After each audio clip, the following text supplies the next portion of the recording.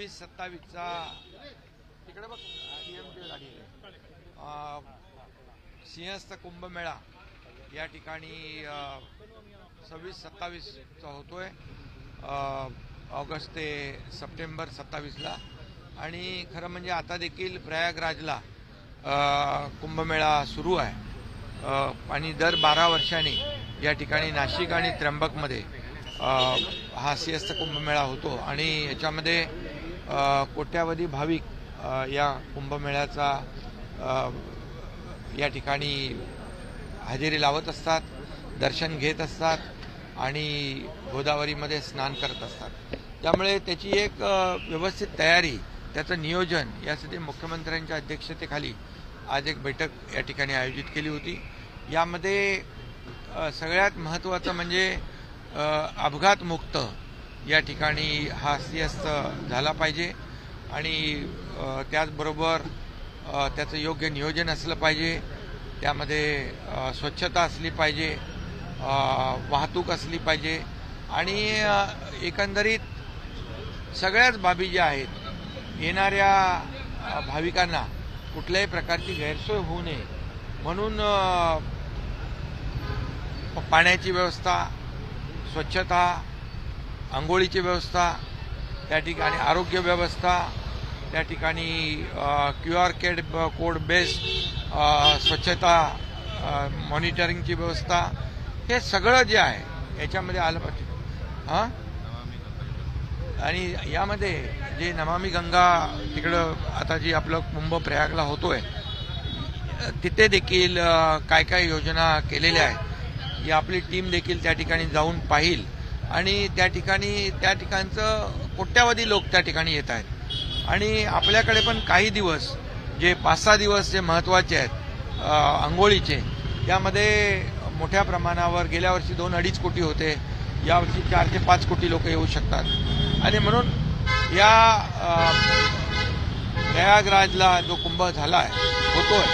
त्यामध्ये देखील काय नियोजन केलेलं आहे, तिथं कशी व्यवस्था केलेली आहे, हे सगळं माहिती तर आपण घेतली आहे, पण प्रत्यक्ष देखील आपली टीम त्या ठिकाणी जाऊन पाहणी करेल आणि तिथे व्यवस्थित आंघोळीची, राहण्याची व्यवस्था सगळी जी काही आहे ती झाली पाहिजे आणि कुठंही गर्दीमुळे भाविकांची गैरसोय होऊ नये, चेंगराचेंगरी होऊ नये, कुठेही अपघात होऊ नये, जीवितहानी होऊ नये, यासाठी संपूर्णपणे काय व्यवस्था झाली पाहिजे, चांगले रस्ते आपण दिले पाहिजे, कनेक्टिव्हिटी दिली पाहिजे, पायाभूत सुविधा दिल्या पाहिजे, आरोग्य सुविधा दिल्या पाहिजे, त्या ठिकाणी आपण टेम्पररी हॉस्पिटल आपण उभे करणार आहोत, त्याचबरोबर ICU सारखे त्या ठिकाणी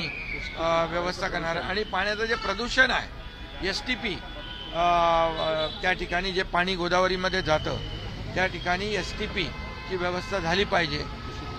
यावर दूषित पाणी राहता कामा नये, स्वच्छ पाणी चा आंघोळीला लोकांना मिळालं पाहिजे आणि त्यामध्ये संपूर्णपणे QR कोड बेस्ड टेक्नॉलॉजी वापरत असताना मोबाईल टॉयलेटची स्वच्छता, जसं त्याच्यावर अगदी बारीक सारीक देखील चर्चा झाली की 10 मोबाईल टॉयलेटच्या मागे 1 स्वच्छता कर्मचारी, 10 स्वच्छता कर्मचाऱ्यांच्या मागे 1 सुपरवायझर, असं QR कोड बेस्ड मॉनिटरिंग देखील होईल, आर्टिफिशियल इंटेलिजन्सचा देखील त्या ठिकाणी वापर या ठिकाणी केला जाईल, जेणेकरून आपल्याला कुठल्याही परिस्थितीमध्ये तिथे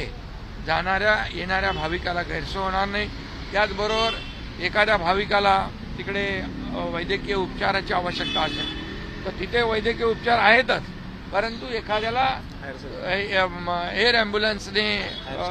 दुसरीकडे न्यायचं असेल तर एअर ॲम्ब्युलन्ससाठी देखील अनेक ठिकाणी हेलिपॅडची व्यवस्था केली जाईल, जेणेकरून कुणाचाही जीव धोक्यात येणार नाही आणि जो आपला सिंहस्थ कुंभ मेळा आहे तो स्वच्छ आणि सुंदर आणि सुरक्षित आणि यशस्वी झाला पाहिजे, यासाठी आमचे मंत्री गिरीश महाजन यांनी गेल्या वेळेस कुंभ मेळाव्याचं आयोजनामध्ये महत्त्वाचा रोल केला होता आणि यावेळेस देखील ते स्वतः त्यावर जातीने लक्ष ठेवून आहेत आणि त्यांना मुख्यमंत्र्यांनी आम्ही सांगितलेलं आहे की तुम्ही एक दौरा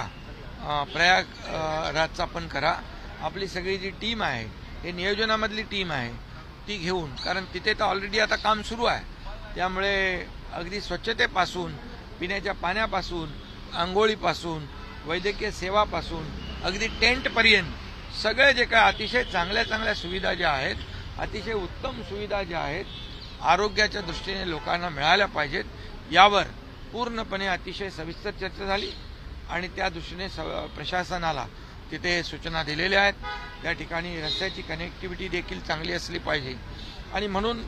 किंबहुना त्या ठिकाणी जे विमानतळ आहे त्याला देखील जोडणारे रस्ते चांगले असले पाहिजेत. येणाऱ्यांची गैरसोय होणार नाही याची काळजी घेतली पाहिजे, अशा प्रकारच्या सूचना दिल्या आहेत. पुन्हा हे आता तर आणि काम पूर्णपणे आतापासूनच सुरू होत आहे. आणि येणाऱ्यांना रस्त्याने येणारे जे प्रवासी आहेत त्यांना समृद्धी हायवेचा देखील मोठा फायदा होईल. आणि या संपूर्णपणे परत पुढच्या महिन्यामध्ये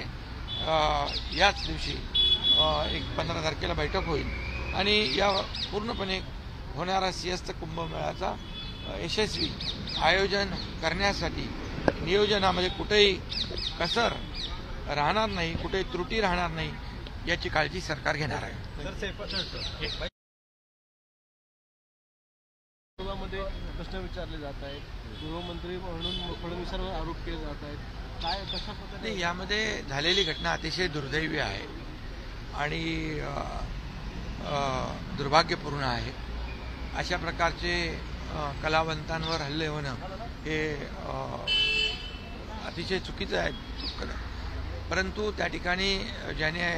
हे केलेलं आहे त्याला अटक झालेली आहे आणि प्राथमिकदृष्ट्या चोरीच्या दृष्टीने, चोरी करण्याच्या दृष्टिकोनातून ही घटना घडल्याचं प्राथमिक माहिती आहे. परंतु यामध्ये अगदी पोलीस आणि गृह विभाग या संपूर्णपणे मुळाशी जात आहेत आणि सैफ अली खान यांच्या कुटुंबाला देखील सुरक्षेचा त्याची सरकार काळजी घेईल आणि इतरही जे आहेत लोक त्यांची काळजी. शेवटी सुरक्षेची काळजी प्रत्येक नागरिकाची ही आमची जबाबदारी आहे सरकार म्हणून. त्यामुळे अशा घटना पुनरावृत्ती होऊ नये यासाठी देखील आम्ही पूर्णपणे काळजी घेऊ.